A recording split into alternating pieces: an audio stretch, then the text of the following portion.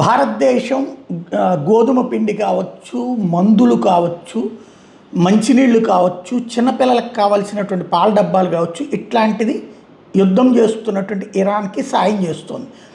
ఆ సాయం చేస్తున్నటువంటి భారతదేశపు మెటీరియల్ తీసుకువెళ్ళడానికి మహాన్ ఇరానియన్ ఎయిర్లైన్స్కి సంబంధించినటువంటి విమానం, అంటే భారీ కార్గో విమానం మషాద్ ఎయిర్పోర్ట్లో రెడీ అయ్యింది.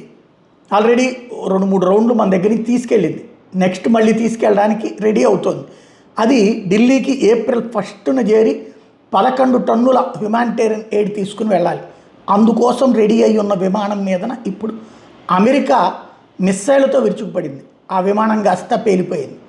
వాళ్ళకి సంబంధించినటువంటి నౌకలు, యుద్ధ నౌకలు, వాణిజ్య నౌకల్ని ధ్వంసం చేస్తుంది, ఎయిర్ బేస్ని ధ్వంసం చేసింది, ఎయిర్పోర్టులు ధ్వంసం చేసింది. ఈ ఎయిర్పోర్ట్లో ఇది మాత్రం ఉంటే ఇది హ్యుమానిటేరియన్దే కదా, ఏ ప్రాబ్లం లేదనుకుంటే దాన్ని కూడా పేల్చి పడేసింది అమెరికా.